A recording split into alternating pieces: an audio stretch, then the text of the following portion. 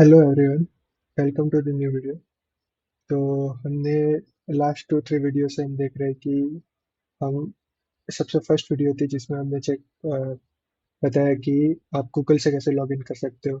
Second video में हमने check किया कि उन सबको स्टोर कैसे कर सकते हैं और वो सब। थर्ड में हमने देखा कि जो भी यूज़र लॉग इन करेगा तो उसकी जो डिटेल्स है वो हम लोकल स्टोरेज में कैसे सेव कर सकते हैं। तो जो पिछला वीडियो वो बना के मेरे को 4 से 5 दिन हो गए, लेकिन अभी भी मैं यहाँ पर लॉग इन हूँ।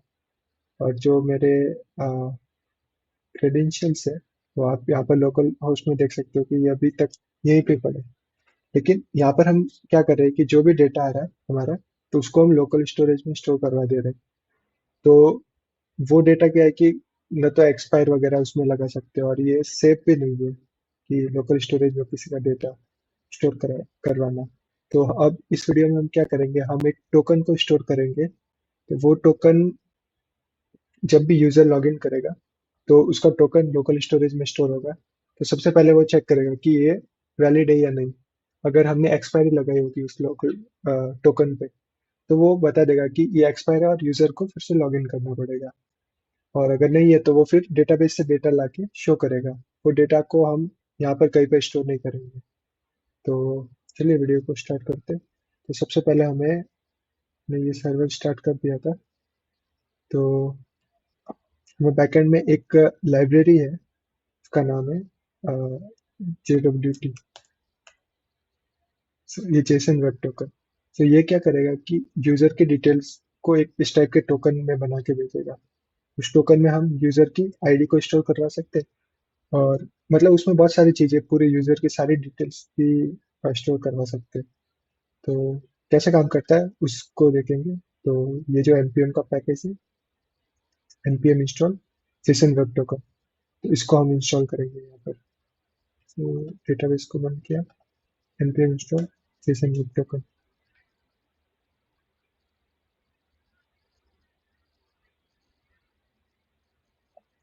ठीक है, तो इंस्टॉल हो गया। अब अपने सर्वर को स्टार्ट करेंगे इससे। pm स्टार्ट, और यहाँ पर इसको इंपोर्ट करेंगे। const jwt equals to require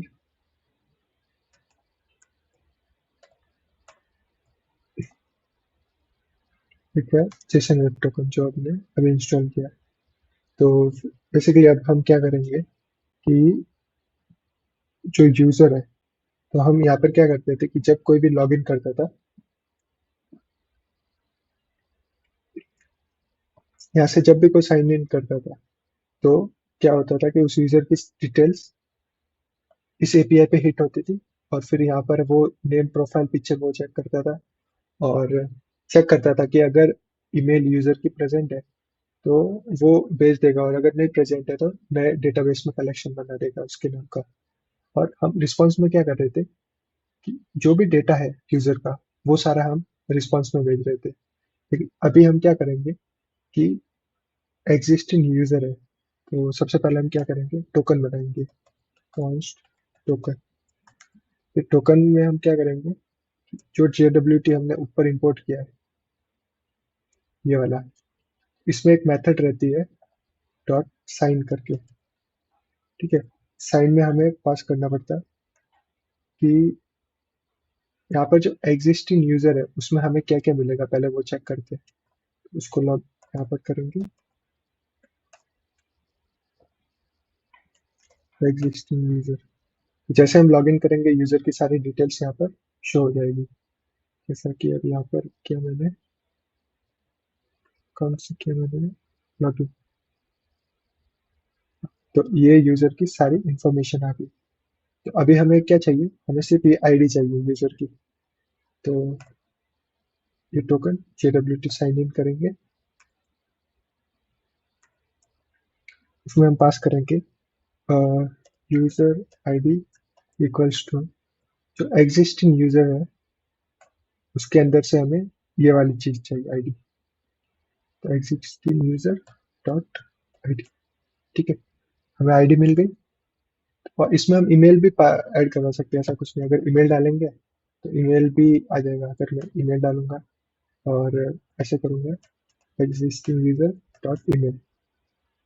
तो मेरे उसके अंदर मेरे यूजर की ईमेल भी आ गई, लेकिन अब हमें आईडी से हम हमारे पास सारा डेटा आ जाएगा, तो इसलिए हम ईमेल स्टोर नहीं करेंगे, इसको मैं रिमूव कर दूंगा बाद में।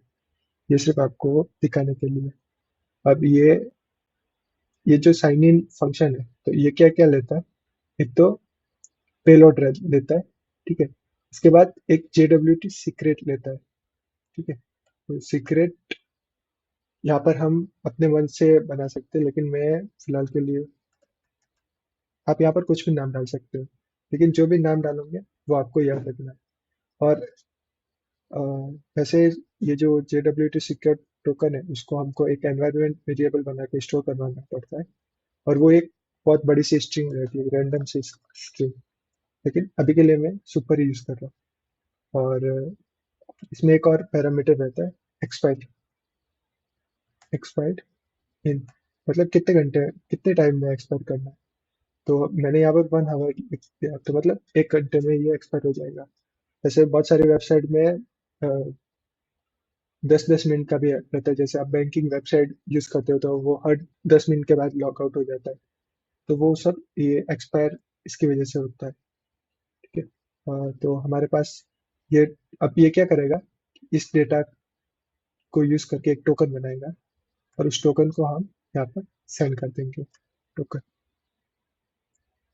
ठीक है। तो एग्जिस्टिंग यूजर में हम टोकन सेंड कर दिए। तो अब हमारा ये वाली एपीआई कहाँ पर कॉल हो रही थी, यहाँ पर आके,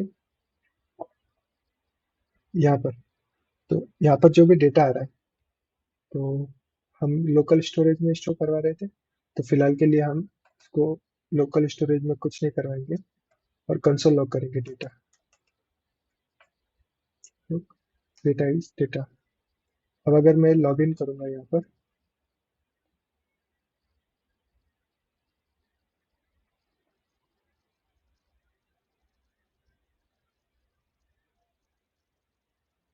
ठीक है, तो इसने अभी मेरे को एक टोकन ये रिटर्न किया है।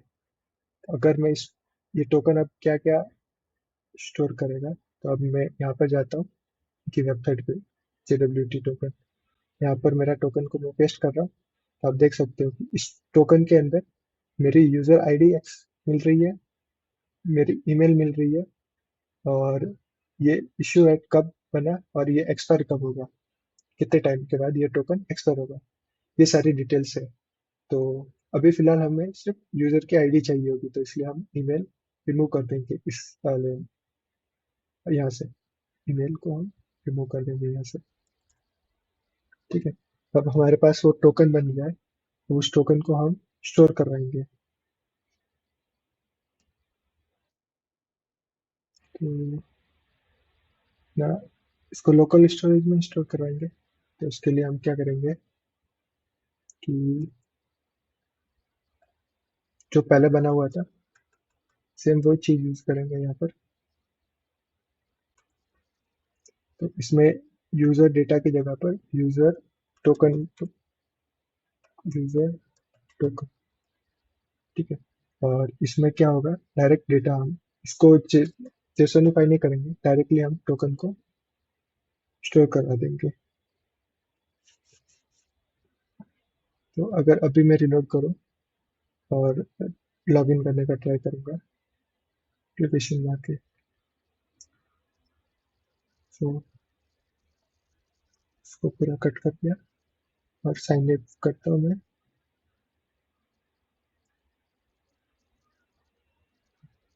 तो आप देख सकते हो कि इसने ये टोकन स्टोर कर दिया, और इस टोकन को वही कॉपी पेस्ट करूंगा यहाँ पर, तो वो डिटेल्स दे देगा, यूजर आईडी है, और ये इसका कब बना है, और एक्सपायर कब होगा, ठीक है। तो हमारे पास यूजर का टोकन आ गया है।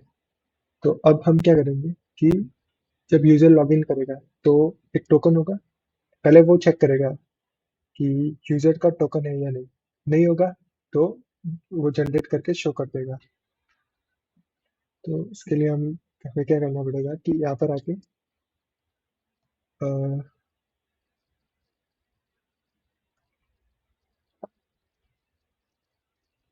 सबसे पहले हम एक मिडल वेयर बना देते हैं, मिडलवेयर बेसिकली क्या होगा कि जब हम उस पर एक रिक्वेस्ट सेंड करेंगे, यूजर का जो टोकन है, जो ये टोकन बना है, तो उसको हम अब सेंड करेंगे, तो वो चेक करेगा कि ये वैलिड है टोकन या नहीं। अगर वैलिड होगा तो यूजर की जो इसके वैलिड होगा तो वो इस टोकन के अंदर से यूजर की आईडी को एक्सट्रैक्ट करेगा और यूजर के डेटा को फ्रंट एंड पे भेज देगा। और अगर वैलिड नहीं है टोकन, तो वो उसको बोलेगा कि टोकन एक्सपायर हो गया है, फिर से लॉग इन कर दो। तो सबसे पहले हम एक मिडिल वेयर बना देंगे यहाँ पर।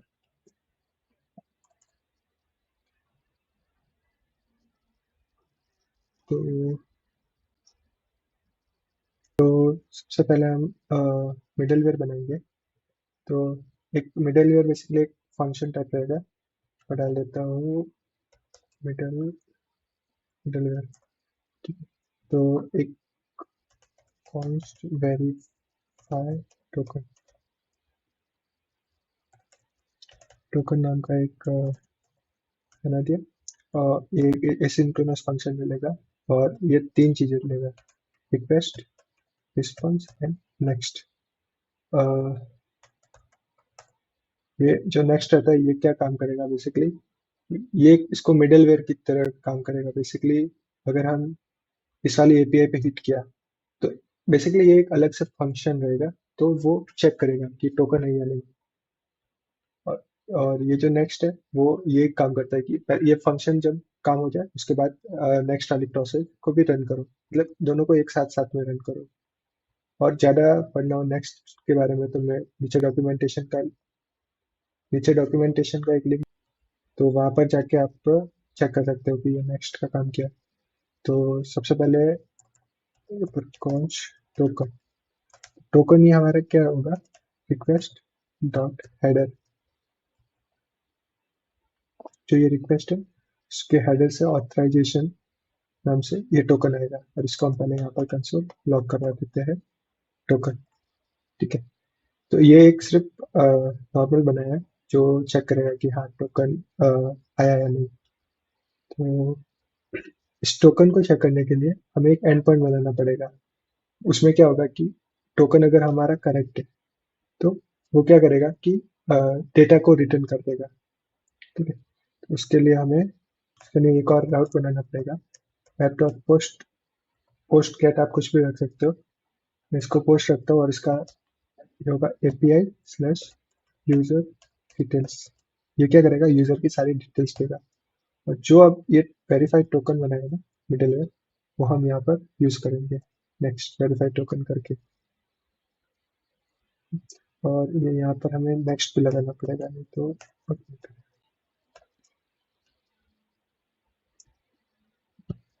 तो ये वेरीफाइड टोकन हो गया। उसके बाद एसिंक्रोनस फंक्शन होगा और सेम चीज रिक्वेस्ट एंड रिस्पॉन्स। और उसके बाद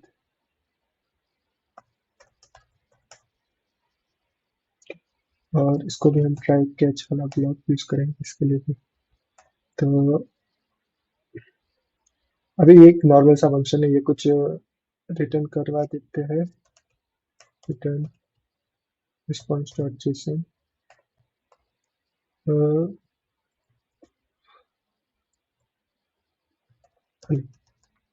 तो इतना रिटर्न कराएंगे और ये लॉग करा देते हैं एरर को। तो बेसिकली क्या, अब हम फ्रंट एंड से हमारे पास जैसे टोकन आएगा वैसे हम इस चीज को कॉल कराएंगे इस वाले फंक्शन को। ये फंक्शन क्या करेगा कि वेरीफाइड टोकन वाला इसको कॉल करके टोकन को प्रिंट कर देगा यहाँ पर। तो अब हम जो प्रोवाइडर फाइल है यहाँ पर, प्रोवाइडर फाइल में ये यहाँ पर एक फंक्शन बना है फैच यूजर डिटेल्स नाम से। तो ये बेसिकली क्या करेगा कि जब भी यूजर इस वेबसाइट पे आएगा तो पहले वो लोकल स्टोरेज से डेटा उठाएगा कि यूजर का टोकन है या नहीं। टोकन होगा तो वो फिर ये वाली एपीआई एंड पॉइंट को कॉल करेगा और यूजर की डिटेल्स मांगेगा। तो ये जो फैच यूजर डिटेल्स है, तो इसमें सबसे पहले हम टोकन लेते हैं। Const token equals to local storage dot get item. यहाँ पर ये टोकन नहीं होगा, यहाँ पर ये होगा एप्लीकेशन में जाके यूजर टोकन, तो ये हमारे पास यूजर का टोकन आ गया। इसके बाद हम क्या करेंगे कि अगर टोकन है, पहले तो एक कंडीशन चेक कर लेते हैं, टोकन नहीं है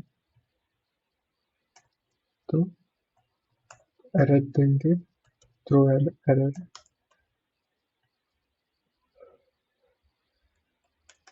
तो एक न्यू एरर बनाएंगे, टोकन नॉट फाउंड। और अगर टोकन है तो क्या करेंगे, const response equals to await डालेंगे, क्योंकि ये इस एसिंक्रोनस है। और इसमें हम एक्सयूज यूज करेंगे, await axios dot post, post करेंगे।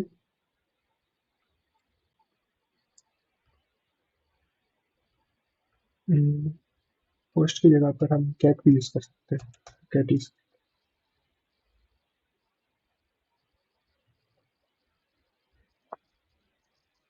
एक्सयूज डॉट कैट, और उसमें हम पास करेंगे https localhost 5000 पे हमारा सर्वर चल रहा है, तो 5000 एपीआई। और उसके बाद हमने ये इसके अंदर हेडर्स पे पास कर दिया ऑथराइजेशन, बियर की जरूरत नहीं है, सिर्फ टोकन हमने पास कर दिया। कौन सा टोकन, ये वाला टोकन जो हमें लोकल स्टोरेज से मिला है। और जो भी रिस्पॉन्स आएगा तो यहाँ पर कंसोल लॉग कर देंगे रिस्पॉन्स। ठीक है, तो अभी तो फिलहाल के लिए रिस्पॉन्स क्या आएगा, ये हेलो आएगा। लेकिन अभी हमने किस लिए किया है कि ये हेलो तो रिटर्न करेगा, इससे के साथ साथ ये टोकन भी रिटर्न करेगा। यहाँ पर डाल देता हूँ टोकन फ्रॉम पैकेट। सो भी हम यहाँ पर जाएंगे वेबसाइट पे, इसे हम रिलोड करेंगे, रिलोड होगी वेबसाइट।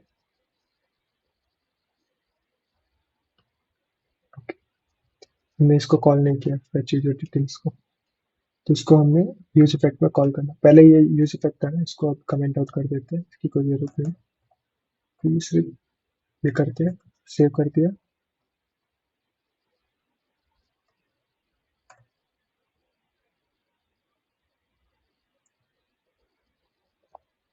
यहाँ पर कुछ एरर आया, क्या एरर आया, user can not gate APS slash user details. Okay,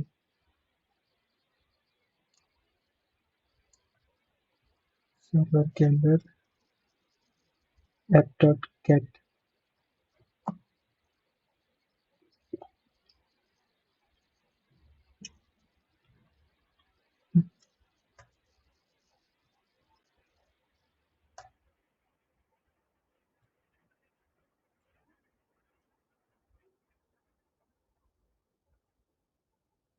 और ये यहाँ पर ये रिटर्न ऐसा होगा, रिटर्न रिस्पॉन्स डॉट स्टेटस और hello.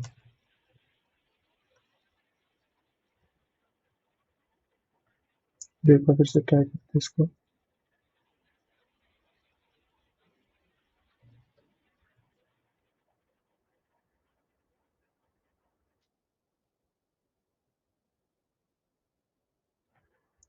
Response dot data hello, हाँ ये वाला काम, देखो ये वाला भी काम कर दिया और इसने टोकन को भी रिटर्न कर दिया, टोकन फ्रॉम बैकएंड, जो ये बैकएंड से टोकन आया है। इसको अब हम जेडब्ल्यूटी की वेबसाइट पे जाके चेक करेंगे।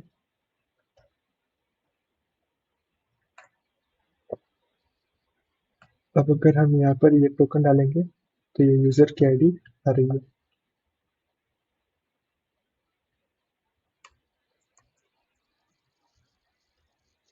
तो टोकन आ गया।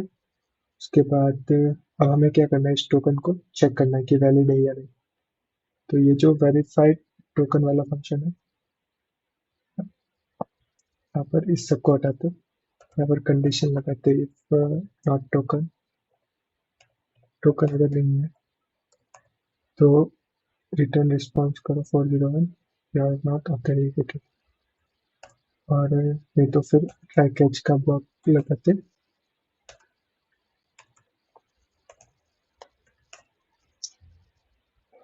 सो अभी ट्राई में जो टोकन आया उसको हम डिकोड करेंगे। तो डिकोड करने के लिए हम एक वेरिएबल बनाएंगे, डिकोड टोकन, और इसमें क्या क्या होगा, JWT dot verify, dot verify करो किसको किसको, टोकन। तो ये टोकन आ गया, और ये एक वो भी वैल्यू लेगा कि सीक्रेट की क्या है। तो हम जब ये बना रहे थे तब यहाँ पर सीक्रेट की थी सुपर, तो मैं यहाँ पर डालूंगा इसको, सीक्रेट की को यहाँ पर सुपर, ठीक है। उसके बाद ये डिकॉड टोकन हो गया हमारा। उसके बाद मैं चेक कर रहा था कि यूजर के डिटेल्स क्या है डिकोड टोकन से। So decode token is decode token. तो अब एक बार फिर से यहाँ पर चेक करते और डिकोड टोकन क्या है तो वो पता चल जाएगा। तो फिर से मैं यहाँ पर आके रिलोड किया और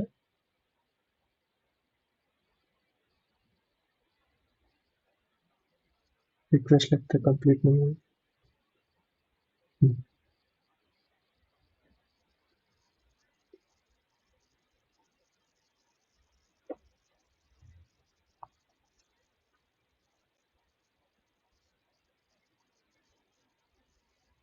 एक बार फिर से रिलोड करके ट्राई करता हूँ।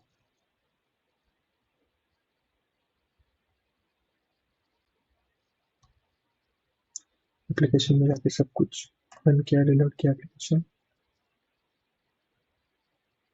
ऐसे में अकाउंट से किया लॉगिन, यूजर टोकन आ गए, और उसके बाद यूजर की डिटेल्स,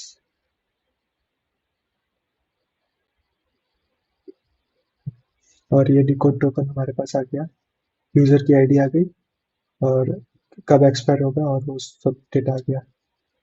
तो अब हमें क्या करना है, यूजर की आईडी मिल गई तो हम इसकी मदद से हम डेटाबेस से डेटा को एक्सट्रैक्ट कर सकते हैं।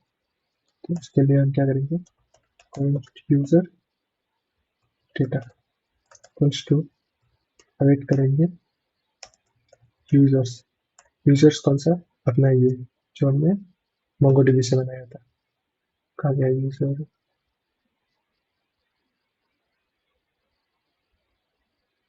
ये वाला यूजर्स, यूजर्स डॉट, अब हम फाइंड बाय आईडी करेंगे, find by ID decode token dot user ID, और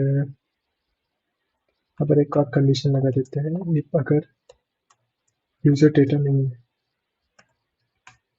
तो एक रिटर्न करेंगे for the user not found, नहीं तो यहाँ पर जो ये रिक्वेस्ट आ रही है ना, तो यहाँ पर ये करेंगे request dot ID equals to decode token dot user ID.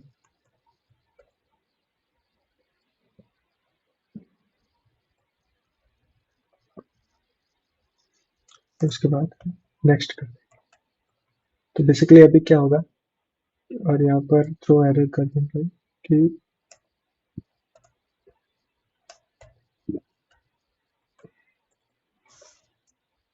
Error he response करा देते।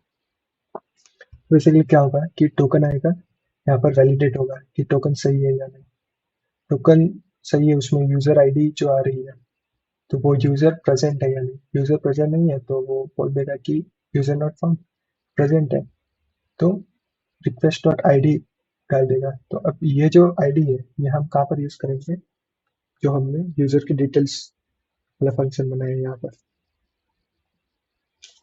सो यहाँ पर हम ये वाली आईडी कैसे एक्सेस करेंगे कि यहाँ यूजर की ये आईडी करेक्ट है। इसके लिए हम यहाँ पर आएंगे, यहाँ पर डालेंगे कि कॉस्ट यूजर की आईडी क्या है, user ID equals to request dot ID.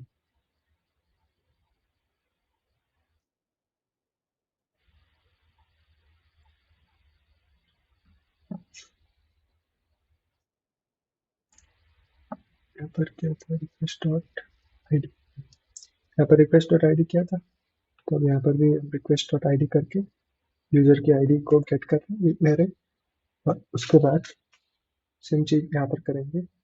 ये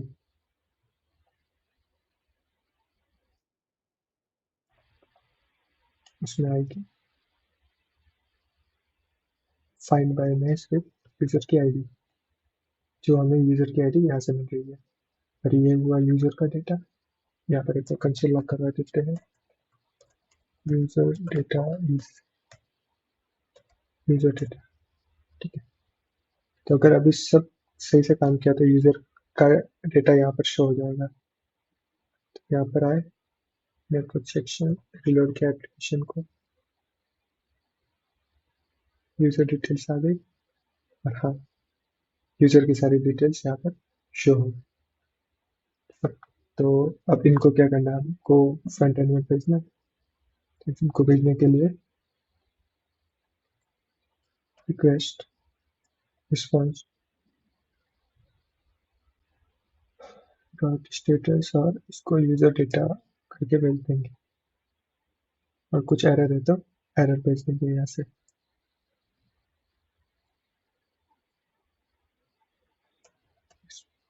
और डॉट स्टेटस इंटरनेशनल। तो अब ये वाली एपीआई क्या करेगी कि यहाँ पर आके सारा डेटा को रिस्पॉन्स कर देगी, तो रिस्पॉन्सिव रिस्पॉन्स। तो अब अगर हम कंसोल में जाए, ये एक्सिस का एरर दे रहा है।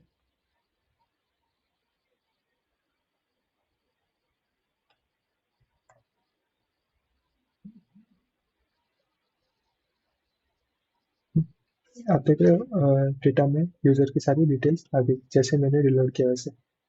तो वो हम यहाँ पर प्रिंट करवा रहे हैं। तो इसको आप क्या करेंगे कि हम अ, जो ये वाला था सेट ऑल यूजर डेटा, वहाँ पर इसको स्टोर करवा देंगे के अंदर रिस्पॉन्स डॉट डेटा। अभी लॉग इन करूंगा तो ये आ गया कि यूजर का लॉग इन हो रहा है, नेम और वो नहीं आ रहा है। तो इसका हम चेक करते हैं कि ऑल यूजर डेटा, यहाँ पर जाके इसको एक बार कंसोल लॉग कराएंगे कि यूजर का डेटा क्या आ रहा है।